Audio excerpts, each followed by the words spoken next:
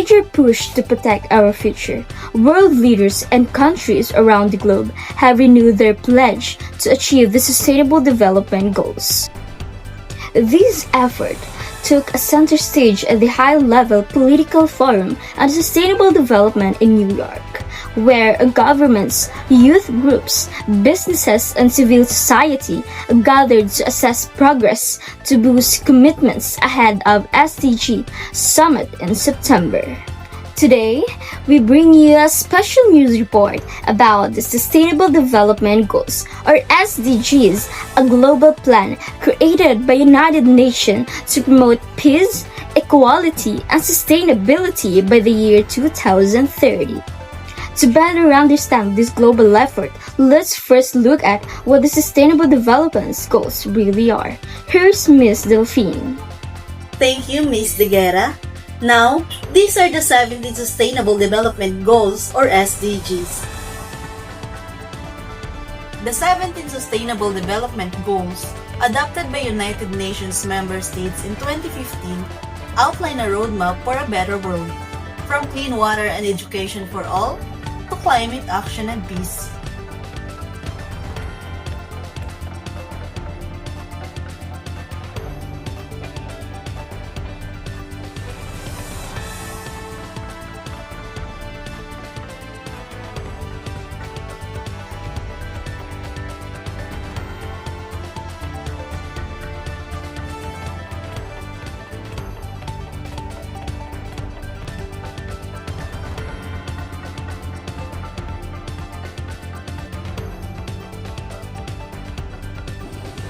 Now that we understand what is SDGs, what's more happening, Ms. Tudense?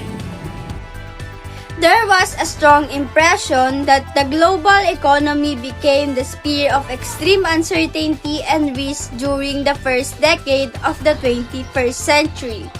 It can be recalled that there was a dimension of crisis that began in 2007. It was not like another business cycle setback. It was a serious breakdown that challenged the foundations of modern approaches to the creation of welfare. Collapsing financial markets, rising unemployment, deeper inequalities, a shrinking middle class, extreme indebtedness, and inability of government to force through reforms were just some of the symptoms of crisis around the globe.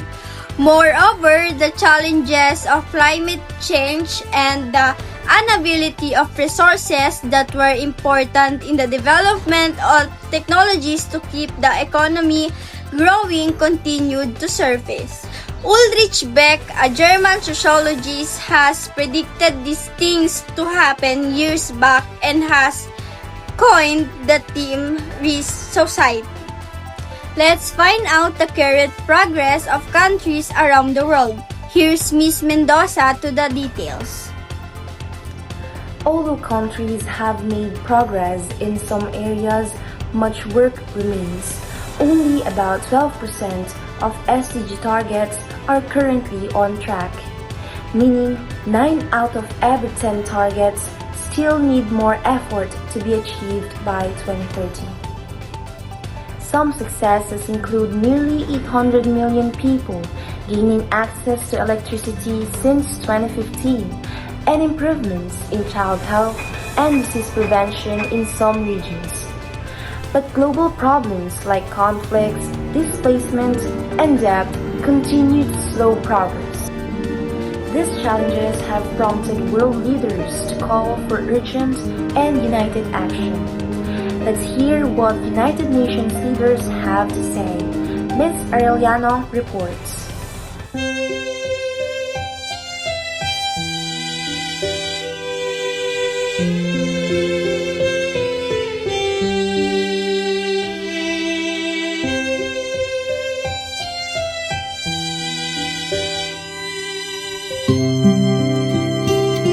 Hindi ko makakalimutan ang ngiti mo nung una kitang nakita. Naalala ko nun, sa Jollibee pa lang, sinabi ko na sa sarili ko, she's the one.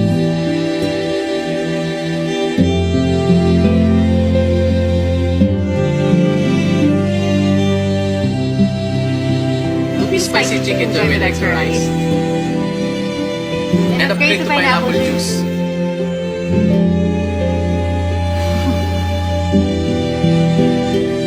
Noon pa lang, alam ko na that you're the one I want to spend the rest of my life with. Kaya pinapangako ko na I will be the man for you.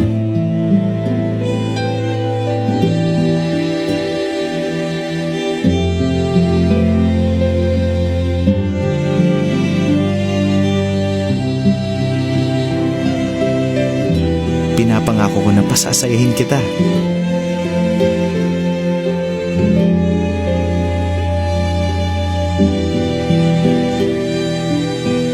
I'll be there whenever you need me.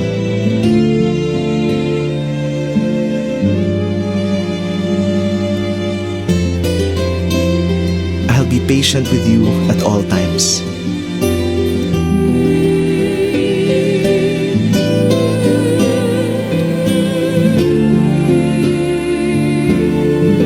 I promise I will never change.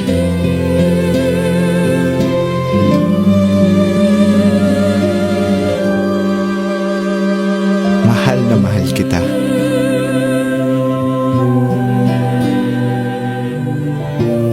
Gusto ko, ikaw ang pinakamaligaya sa lahat.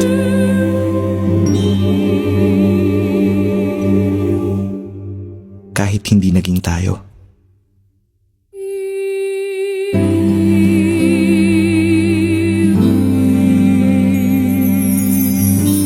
I'll always be your best friend.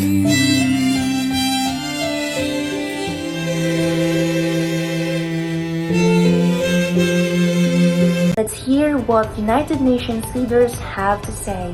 Ms. Arellano reports. United Nations Secretary General Antonio Gutierrez and the other leaders developed a clear message. Progress is possible, but only if the nation acts together with urgency. They called for strong policies, deeper international cooperation, and more investment to tackle the world's toughest challenges.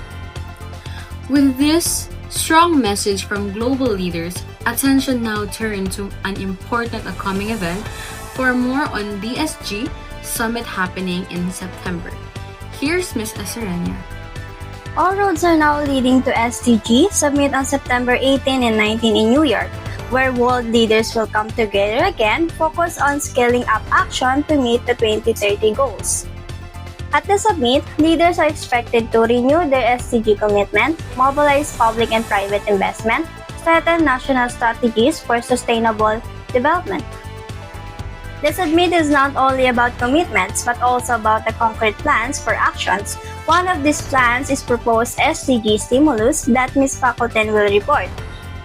As part of this bigger push, the United Nations is advocating for an SDG stimulus, proposing around $500 billion per year in affordable long-term investment to help developing countries achieve the goals. The United Nations is proposing increased financial support called the SDG stimulus, which aims to help developing countries invest in health, education, energy, and sustainable development. Financial support plays a big role in achieving these goals. Now, here's national commitments and policy changes. Ms. Ibarrientos? Di men kumakain ng fita. Kaso may nalimos na lola. So, hinatian niya. Diwata pala si lola. Dahil busilak ang iyong puso, isang kahilingan. Sagot si kuya. Sports car! Yulet! Half fita, half kotse. Balikan ng tamis alat sarap ng fita.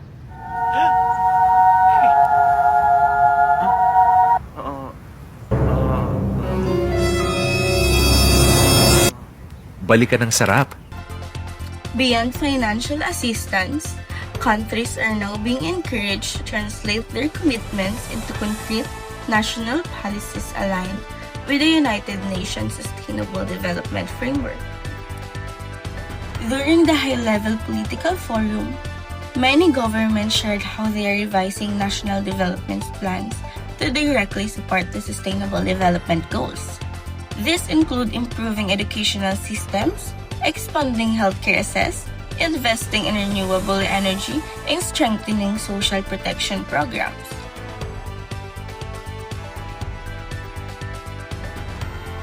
However, government action alone is not enough. The role of communities and private institutions is also seen as vital. For more on this, here is Ms. Reyes. Experts highlight that achieving the Sustainable Development Goals requires the participation from all sectors in the society, not just national leaders. Youth groups, civil society organizations, and private companies are now being called upon to actively contribute to sustainable development efforts. From environmental campaigns to social enterprises and technological innovations, this group play an important role in creating solutions at the grassroots level. With these combined efforts from the government and community's attention now turns to the long-term impact of these actions.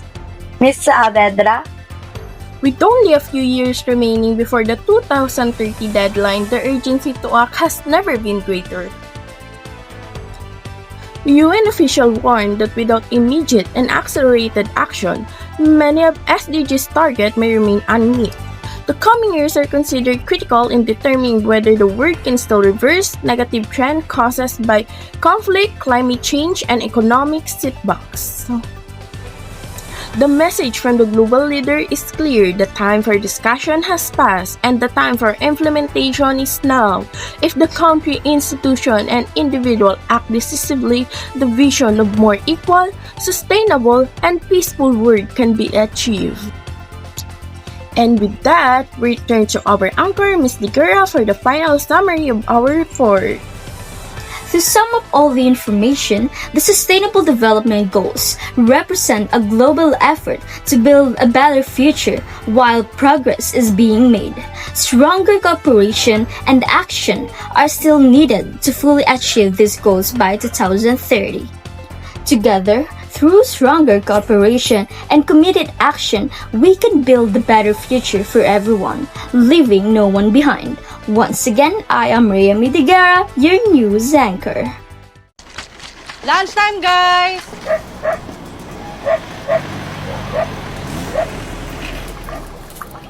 Hey, Mom. What's for lunch?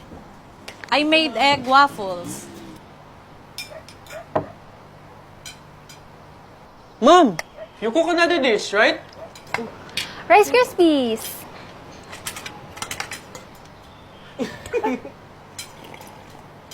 Oh, son, I heard you bought a Beetle.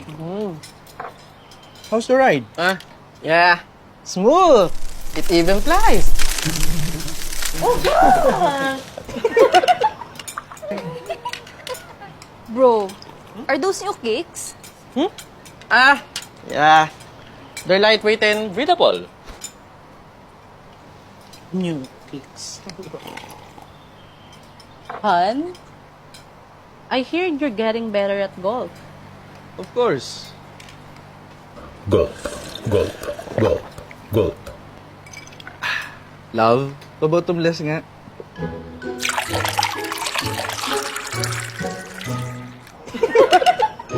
Feel sagana, basta may Nesty. I think our kids watch too much TikTok.